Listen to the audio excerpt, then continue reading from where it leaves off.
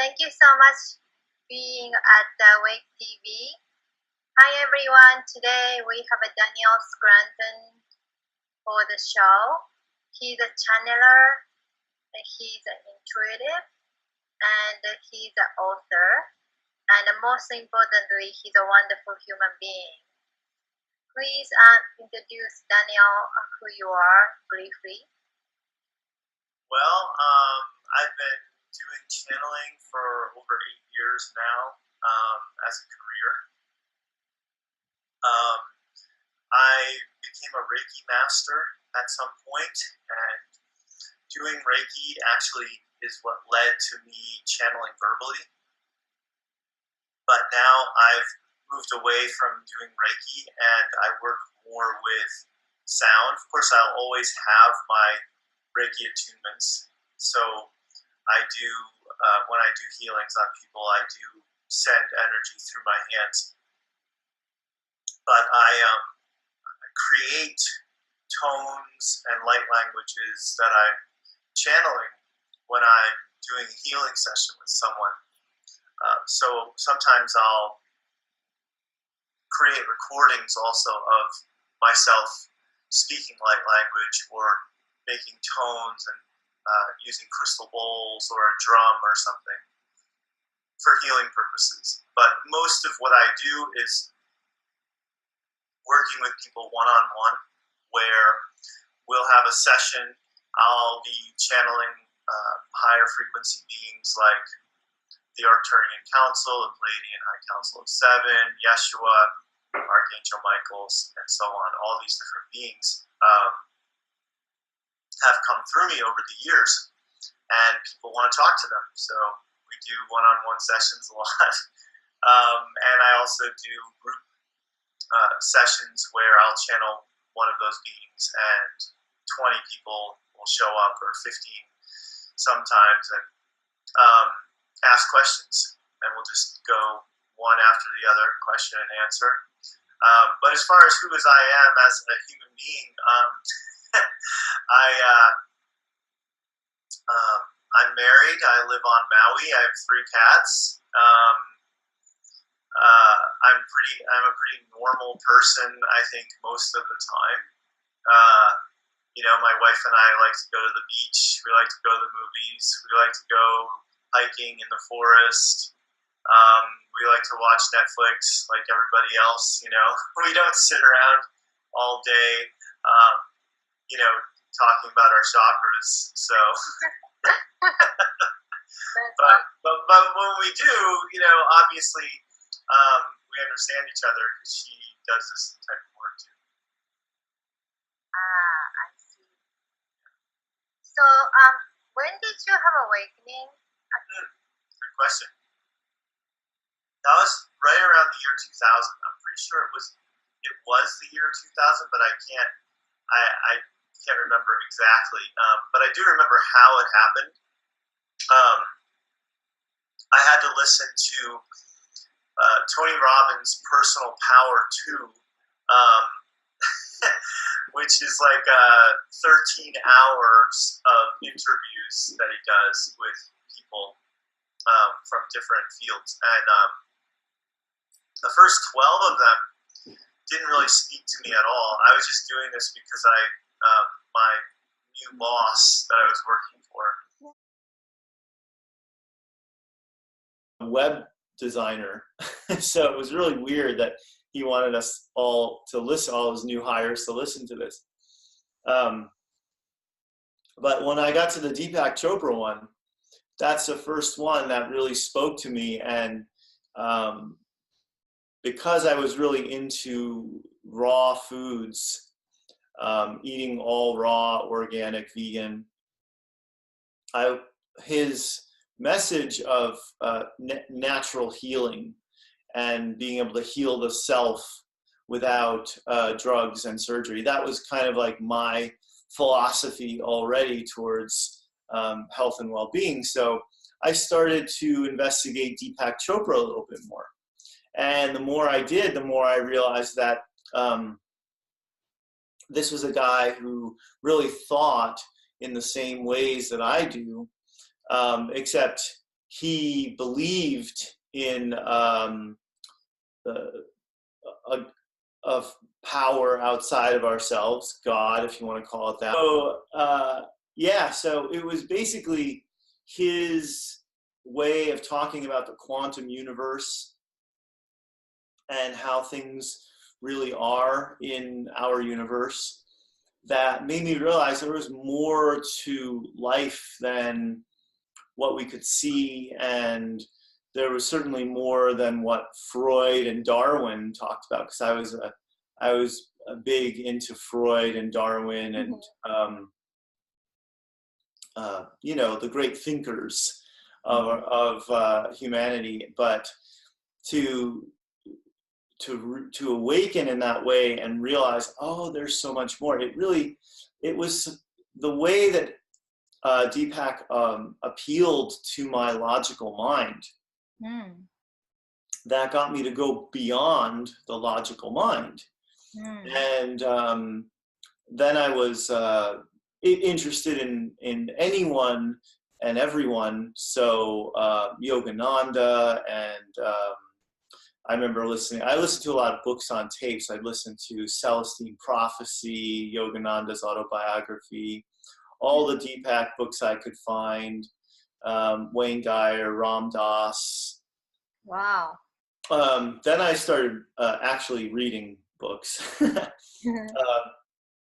like The Power of Now. I still think Eckhart Tolle is probably the best spiritual teacher on the planet right now. I think he's just absolutely brilliant, and he embodies everything he teaches. Seems like a wonderful human being and extremely brilliant. So, but at that time, I just read The Power of Now, and then I moved on. I'd move on to other teachers one by one. Conversations with God was the next one. So somebody at some point that I knew was into conversations with God, she said to me, oh, so you like channeled material? And I didn't think of what Neil was doing as channeling, but it really was, because first he was doing automatic writing, then he was getting a little voice in his head instead. He would ask a question, he'd get the answer in the form of a voice in his head. So after devouring all of his books, I moved on to the Seth material. Seth was channeled by Jane Roberts for a little over 20 years. And historically speaking, Seth is my favorite teacher of all time. So Jane died in 1984. So, but before she did, the amount of material that she channeled that's now been published is absolutely mind-blowing, and it's Seth covered so much. But really, they didn't talk that much about aliens and Ascension. So anyway, I moved from Seth over to Abraham. So Esther is still with us, thankfully. And so I was able to go around and go to Abraham workshops and go on their cruises and stuff. So that was really fun for me to be able to sit in the energy of someone else while they were channeling. Oh, and Bashar too. So Bashar was, Daryl Anka lived at that time about 45 minutes to an hour away from me in Southern California. So I actually had a private session with Daryl and Bashar before I even knew that Bashar was an alien. I just knew that there was a guy who was channeling in the valley. So I went over and had a session with him. But all of this fascination that I had with channeling and wanting to sort of just be in the energy of it and to go to all these Abraham workshops, I think it led to all this happening for me. So with the Reiki, it was I'd be doing Reiki on someone and my hand would just start moving by itself over the person. My head would start to go like this. And then I started making these whispering sounds with my mouth. And when that happened, that was the first time I thought, oh, maybe I could channel verbally. I never thought that that was a path for me until then.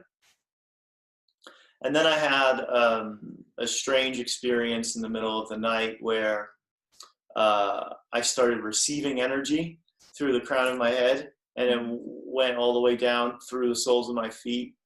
And it was complete ecstasy. It had me almost lifted off the bed. I had my back arched so high, and I was begging for more every time. I'd say, more, please, more, please.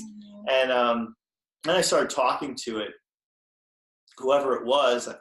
I started asking questions because I figured it was extraterrestrial related, because right before it happened, I had a dream where I spoke to this guy in the dream that I knew through the Abraham workshops, who was really into extraterrestrials, and I wasn't.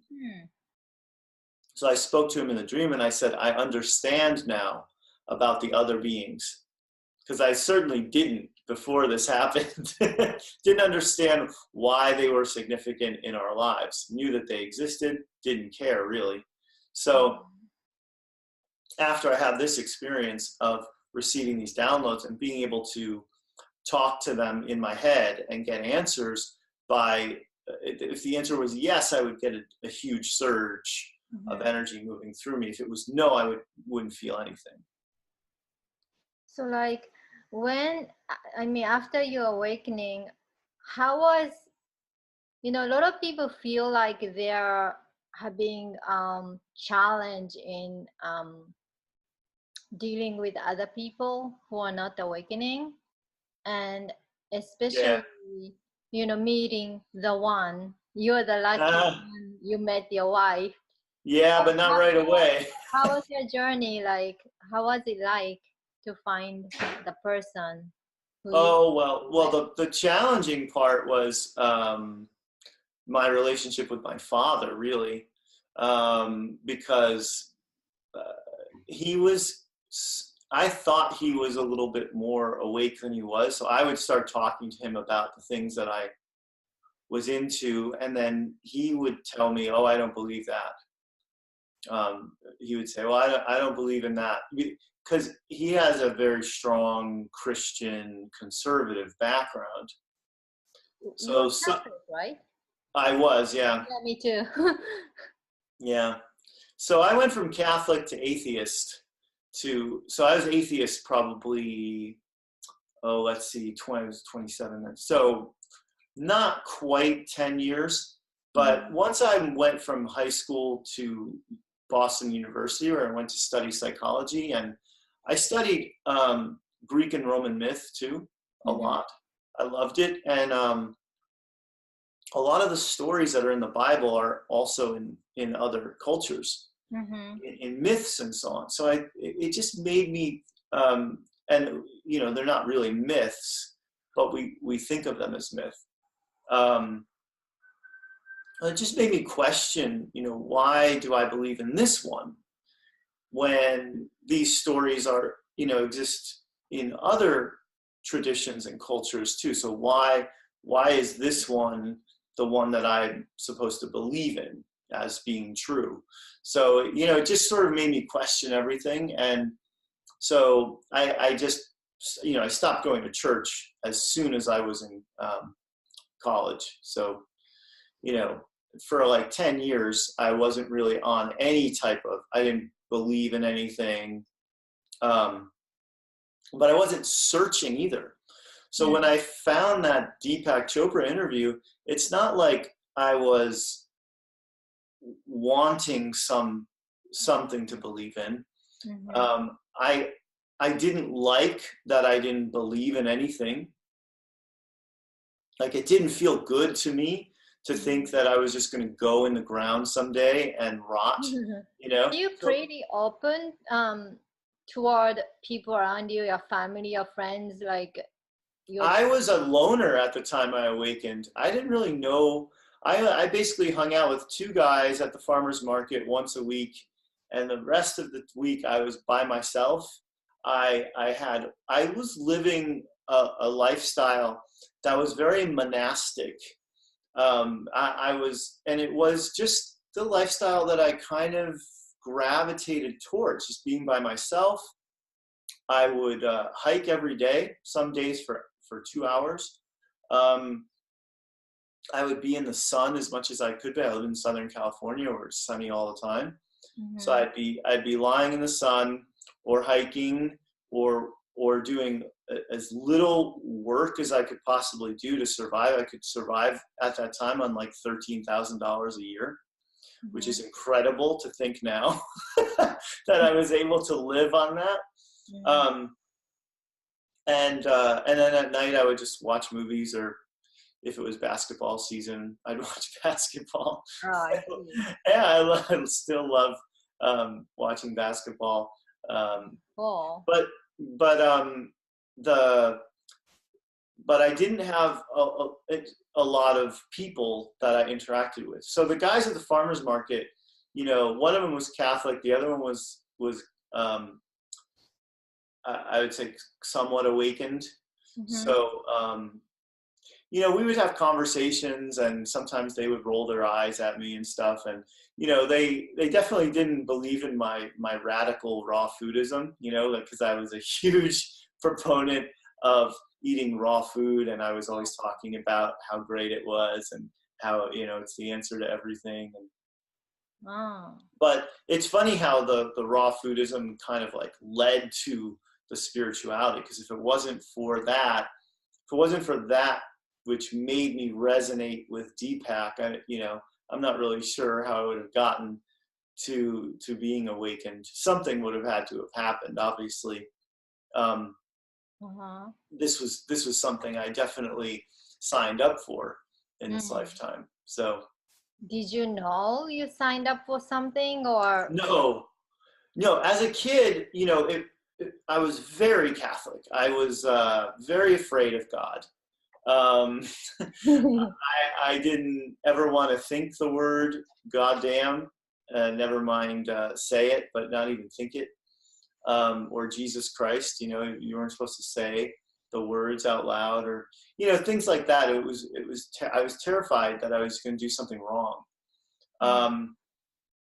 And my household was very Catholic. We went to church every week, and my mom even taught catechism.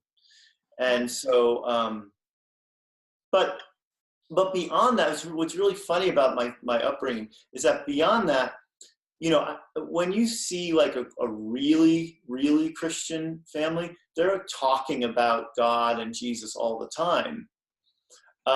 In my family, we'd go to church, but we wouldn't really talk about it, so I didn't feel like I had a relationship with Jesus, or that Jesus was like someone that I was, for me, it was more about God, and God was like the big scary figure, so it was, it was hard, and taking that all the way into high school, and I went to Catholic high school, so then I'm learning about this stuff in high school too, and it's making me think, am I good enough? Am I doing enough to be a good Christian and all that? And I knew that none of my friends were thinking about stuff like that. They were just, typical high school stuff, girls, drinking, sports, but so I never talked to anyone about my faith, or what I, what I believed in, what I struggled with. I never talked to anyone about it.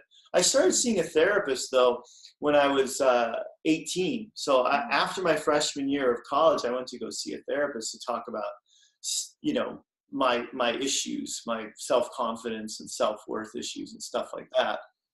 And I was in therapy for, I don't know how many years before I woke up, but for a couple of years in my 20s, my early 20s, I also went to see a therapist. So one thing that did happen when I awakened, since you Mhm. asked about relationships and that sort of thing, I felt a lot of love. Mm. I went to go see this energy healer woman, and she was like my first spiritual teacher. Mm. So I went to go see her because I had these issues with my teeth, and I could see I had little holes on the surface of my molars, like little craters, Mhm. little tiny ones. And so I thought, oh, I don't want to go to a dentist, because I was so into my natural healing. I didn't want to Mm. have Novocaine and drills Mhm. involved, So I went to go see this lady, and she sat across from me for like 2 hours or more. We just sat across from each other, and she just stared into my eyes. That was the whole thing that she did. And I feel like that changed me. That moment of it felt like no time had passed, Wow. because it felt that this woman loved me unconditionally, immediately. Mm. And again, here I am living by myself, not really having many people in my life, even feeling less, connected to my father because of my awakening and stuff. Mm. Um, and this woman, did something that Mm. changed me. And then I started falling in love with one of my female friends that I had had for 6 years.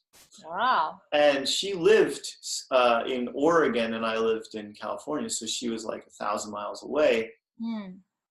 But we were in touch by phone, and for some reason I just couldn't get her out of my head. Mm. I just felt all this love, so I just went up there, and I was like, "Hey, I have feelings for you. Oh. I don't know what you want to do about it." She's like, but we're friends. And so we gave it a shot, and we started a relationship. And this is really Oh, cool. all my relationships prior to this, and I'm 30 years old at this point. Mhm. All my relationships prior to this had lasted 5 months or less. So I had never been Mm. in a long-term relationship, even though I always wanted one. Mhm. I would have been one of those people that just got married at 21. Mm. But I could, I had no self-confidence. I, uh, I just, I had horrible luck, I guess. Well, you can't really call it luck, but, I was kind of like living the reflection of how I felt about myself. Mhm. So the first relationship I was in, that was real, like a real mature adult relationship, was Mhm. one that resulted in my first marriage. And so Wow. I was married to her when I had that experience in the middle of the night, with the energy coming in, and she didn't really understand it when I was trying to explain it to her. So Mm. that was the state of my first marriage at that time. and, Mm. and so so there was the awakening in 2000, and then there's 10 years later, Mm. 2010, where I'm having all these experiences happen. Mhm. And I already didn't want to be in that marriage. So I already knew that I wanted to be out, but I didn't want to hurt her. Mhm. So I stayed for as long as I could, until Mhm. it was too painful to stay. So Mm. I basically had to go through that pain of hurting her, and telling her, look, I don't want to do this anymore. And Mm. and literally 5 months after Mhm. I split up with her is when I started channeling. Oh, So wow. so much happened in that one year of 2010. um, Mm.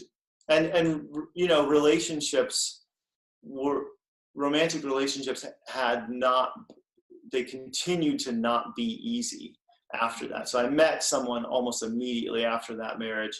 That ended after 7 months, and then I had a second marriage that was completely tumultuous and heart-wrenching and really, really hard, much harder than the first one. But a lot of growth came out of it. You know, I realized through how horrible my second wife was to me in terms of how she treated me. I realized that I still had those self-esteem issues.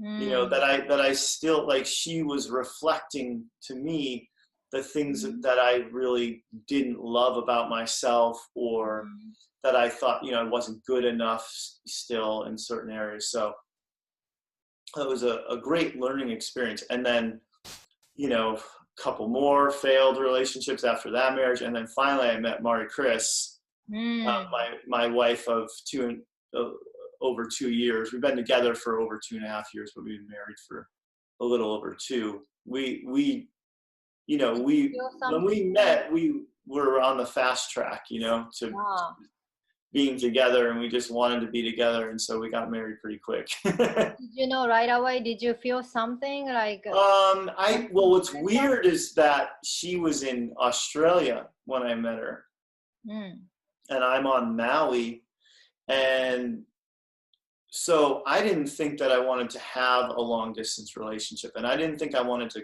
get married so that we could be in the same country, because that my second marriage was one of those marriages where she was from another country, and we had to go through this whole process, and it sucks. Sucks even worse with our current president. So I really didn't think that we were going to get together, but I knew that she was everything I ever could have hoped for in a woman, and things that I didn't even know I wanted that she had, you know. So I was I was completely smitten from day one with her, and it took her a little longer to come around and realize that she wanted to be with me. But once she did, you know, we were on the fast track, and we got married like 4 months after we had met in person. Wow. Yeah. Awesome. That's beautiful. Yeah, and she is amazing, and she's such a wonderful healer and channel herself too, which is nice. It's nice to have. I never had that before in a relationship, where somebody who has basically the same experiences that I do. Yeah, you can work on common cause, or you understand each other in spiritual aspect. That's a blessing. Yeah, but like I said, we don't have to do it all the time. We can just be normal people too. We're just normal people who understand how to be in a relationship too, because of our spirituality, where for example, you have to communicate. You have to talk about your emotions, and you have to let the other person feel their emotions. You can't just jump in and try to fix it, and make it all better, and make it go away so you can get back to living, you know, happily ever after. We have to let each other have our processes. So so that's, and the fact that we're just extremely compatible. That's, and I don't, you know, and the thing is, I feel like I had to go through all the other relationships, including 2 marriages, 2 engagements that didn't result in marriage. You know, I had to go through all of that to get to her. You know, if I didn't, then I don't know. I don't think you can just make that jump from being where I was in so many ways, kind of a messed up person, to being to where I'm in a great relationship. So, you know, that's the thing that is hard about this journey that we're on, is that, you know, like, if you want to be happy, if you just want to be happy, sometimes you have to go through a lot of unhappiness to get there, because it's just there. And if you don't acknowledge it And that's the issue I eventually had with some of the teachings that I learned. And I don't want to point any fingers right now, because I know a lot of people will see this, but some of the teachings that I was into earlier in my life seemed to gloss over a little bit that you have to go through the pain. Yeah. You can't ignore the pain and the negative emotion. You can't just suppress it. You can't just think your way out of it. You have to go through it and actually feel it, because it's there. It's a real energy that you have inside of you that if you don't acknowledge, it's just going to keep popping up until you say, oh, okay, I have got to face this. I've got to feel something here, or I'm just going to keep creating circumstances in my life that perpetuate this same feeling. Even your channeling, Actualians or Esther told me I have to go through whole negative emotions. I have to feel it all the way. So I agree with you. Yeah. So was it worth it? Yeah, it's worth it for sure. I mean, and looking back at my life, no part of my life was ever that bad. There were, definitely the dark nights of the soul, multiple times. In fact, the day before I had that big download experience in the middle of the night, I was in so much physical pain, and I didn't know what it was. But again, just like not wanting to go to a dentist, I didn't want to go to a doctor. I still don't know what a doctor would have said to me if I had gone to a doctor. But I was in pain, and the work that I did, I sold things on eBay and Amazon. I was constantly having to move boxes around, and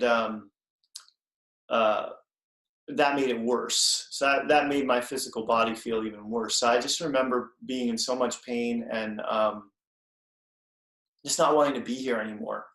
I just took a break from my day of moving boxes around and getting stuff ready to ship.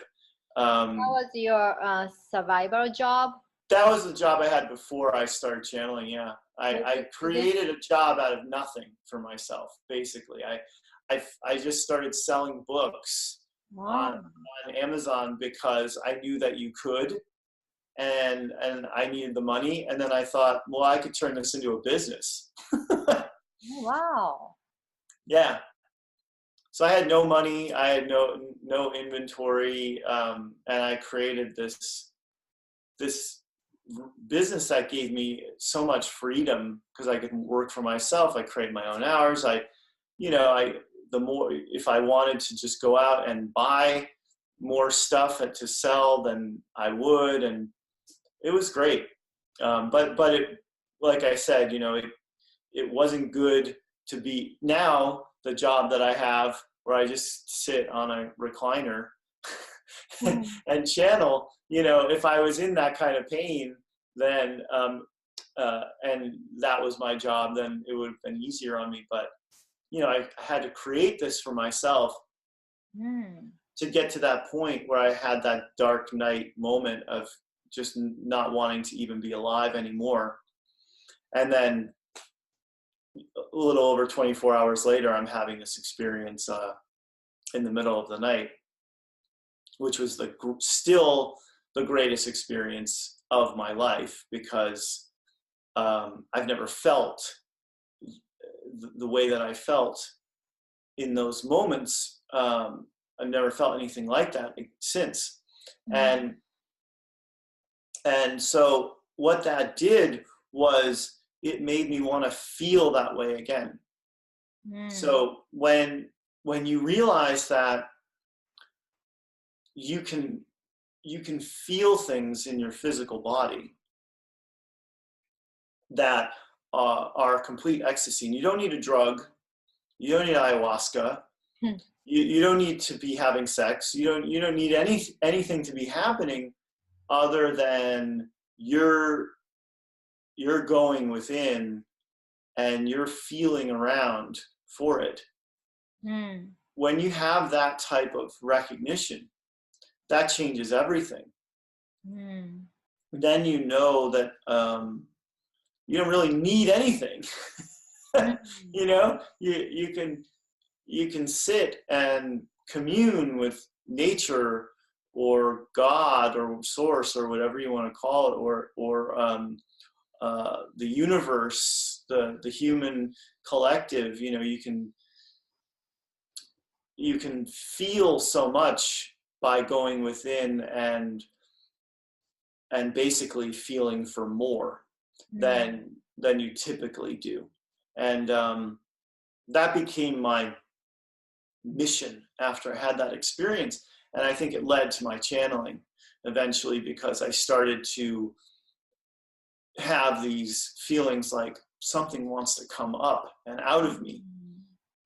But it took a while before the words started to come. So it wasn't, you know, an automatic type of thing where I just one day started talking. I had to work a little bit at it. And that was worth it too. Did you have any doubt of your awakening process? Well, I never had any doubts about anything that I've ever believed in since I awoke in 2010. Or no, in 2000. In 2000, that time that I had awakened till now, I've never had any doubts about what I mean, sometimes I think like, well, I'm not really sure if it's this or if it's that, but the big picture, the fact that we're all source energy here, just, you know, making up these lives so that we have something to do, that has, and that we're all fundamentally love, you know, the important stuff, never for a moment have I questioned. I don't need proof. I mean, I feel like there's enough evidence all around us of that. Awesome. Yeah. Great. Thank you so much. You're welcome. Thanks for having me. Thank you.